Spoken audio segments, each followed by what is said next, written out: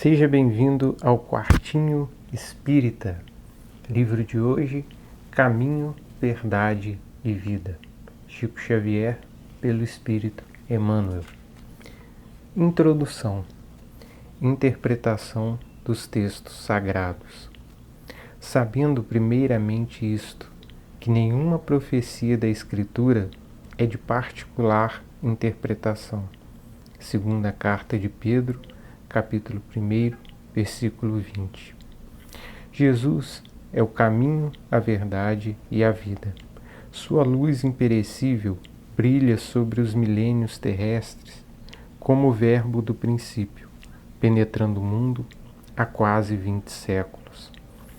Lutas sanguinárias, guerras de extermínio, calamidades sociais não lhe modificaram um tio nas palavras que se atualizam cada vez mais com a evolução multiforme da Terra. Tempestades de sangue e lágrimas nada mais fizeram que avivar-lhe a grandeza. Entretanto, sempre tardios no aproveitamento das oportunidades preciosas, muitas vezes, no curso das existências renovadas, temos desprezado o caminho, indiferentes ante os patrimônios da verdade e da vida.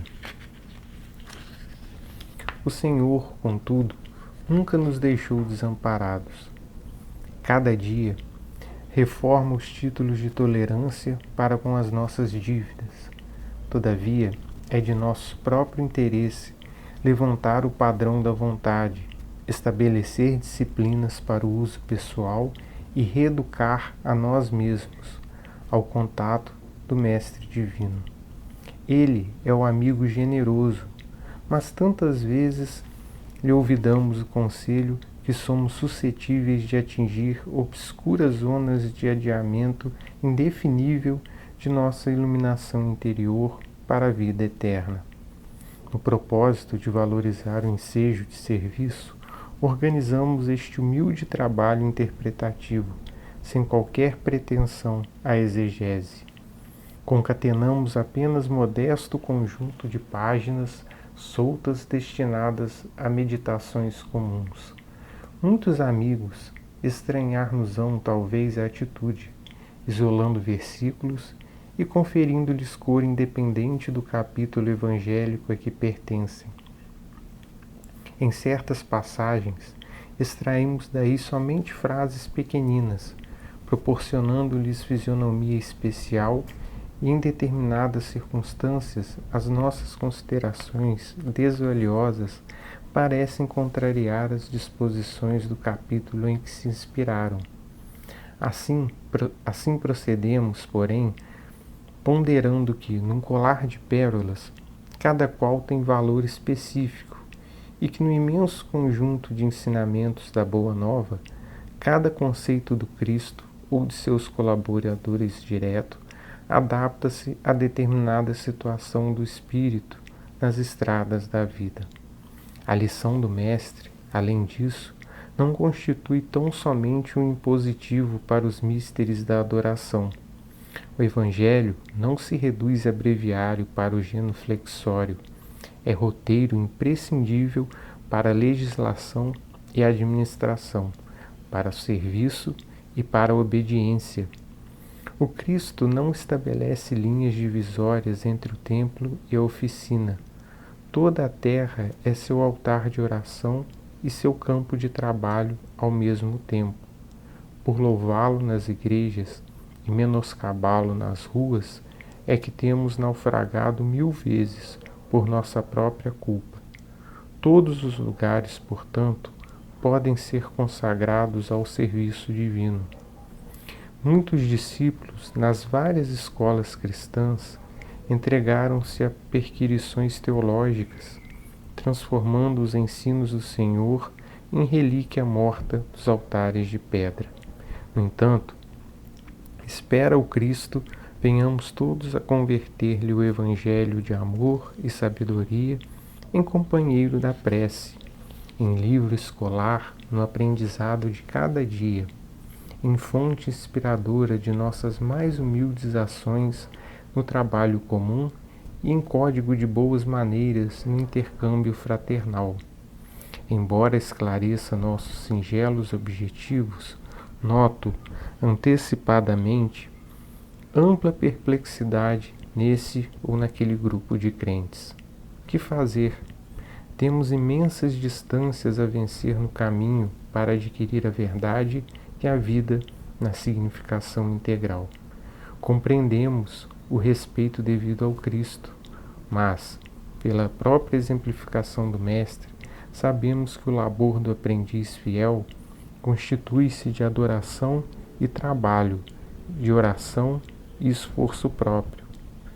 Quanto ao mais, consola-nos reconhecer que os textos sagrados são dádivas do Pai a todos os seus filhos e, por isso mesmo, aqui nos reportamos às palavras sábias de Simão Pedro, sabendo primeiramente isto, que nenhuma profecia da Escritura é de particular interpretação. Emmanuel, Pedro Leopoldo, Minas Gerais, 2 de setembro de 1948. Bom, na lição de hoje, que é extraída da introdução, né? E essa é uma característica peculiar das obras que são psicografias do Chico. Todo o livro do Chico, em que nós encontramos um prefácio, uma introdução, nós temos ali verdadeiramente uma lição. É só termos cuidado, né? Ler com calma, nós vamos poder extrair sempre algo muito valioso. E essa introdução especificamente, ela dá a tônica não só dessa obra, mas das outras que compõem essa coleção Fonte Viva, que pretendemos ser objeto de estudo aqui no canal também. E aqui nessa introdução é interessante, né? O Emmanuel já começa reafirmando Jesus como o caminho, a verdade e a vida, e mostrando, né, como é interessante, porque se pensarmos do ponto de vista da vinda de Jesus à Terra, ou seja, desde que o Evangelho, a Boa Nova, chegaram até nós, né, lá no começo, nós estamos falando de algo em torno de 20 séculos. E pensemos bem, tanta violência no mundo, tantas guerras, e essa mensagem só cresceu. No começo ali de um povoado, as primeiras pessoas que ouviam Cristo, um grupo pequeno, e hoje pensemos em quantas pessoas no mundo aderiram à mensagem cristã. Nós às vezes nos perguntamos se a mensagem de Jesus impactou o mundo. Sim, impactou. É só olharmos a sociedade, olharmos as religiões, olharmos os campos do saber humano, todos foram influenciados, mas muitos ainda se perguntam, então por que o mundo ainda é um mundo tão violento, ainda com guerras, com todo tipo de injustiça? Mas nós temos que nos perguntar também o seguinte: o que nós fizemos desde então, desde que essa mensagem chegou até nós? O mundo melhorou sim, de lá para cá, e se não melhorou mais, a responsabilidade é nossa, porque a mensagem foi entregue. Jesus nos esclareceu, nos ensinou e continuou nos ensinando. Tem a vinda do Consolador prometido, que é o Espiritismo, e o que nós temos feito? Ou seja, quantas vezes nós negligenciamos a mensagem divina? Quantas vezes Jesus bateu a nossa porta e nós não demos ouvidos, e aí reencarnamos, né? Aí o prisma da reencarnação, nós reencarnamos para tentar aprender novamente, para recapitular, e negligenciamos novamente, ou avançamos um pouco aqui, um pouco ali, e temos seguido desde então. Isso coloca a nossa responsabilidade em jogo, porque a mensagem foi entregue, mas ela foi entregue para ser exercida, para ser vivida. Não adianta nós apenas tomarmos o Evangelho, abraçarmos o Evangelho do ponto de vista de uma afirmação, né, de como se colocássemos um rótulo em nós mesmos, né? Não. E o Emmanuel fala isso nessa lição, né? Ele coloca que Jesus, tanto como o amigo generoso, que nos dá uma oportunidade reiteradamente, né, a reencarnação, e de novo, mas como também o mestre divino, ou seja, é um professor, é o único mestre. Todos nós outros somos aprendizes. E falando em aprendizado, ele explica aqui também, né, porque na obra, cada capítulo aqui que nós vamos estudar posteriormente, é uma frase, um trechinho do Evangelho, né? Pode parecer que retirando isso do capítulo, lá no Novo Testamento, pode desfigurar a interpretação, mas a ideia não é essa. A ideia é que... Mas a ideia não é essa. A ideia é que a mensagem do Cristo, né, os trechos, sejam eles maiores ou menores, é como um colar de pérolas, como o Emmanuel coloca aqui. Cada palavra do Cristo é pensada, cada frase tem um impacto renovador nas nossas vidas, né? Pensemos nas pessoas que estavam ali ao redor de Jesus quando ele estava encarnado na Terra. Um olhar de Jesus, um sorriso, um abraço, as pessoas que foram curadas por Jesus, como cada ato desse deve ter sido transformador, né? Agora nós temos as palavras, só as palavras, mas talvez, será que não éramos nós também? Nós talvez não, talvez nós estivéssemos lá ouvindo e negligenciamos, como já falamos aqui, né? Pode ser, gente, nós não sabemos as nossas vidas passadas assim. Mas, de qualquer forma, o Evangelho, a mensagem do Cristo, é afirmada aqui como um roteiro.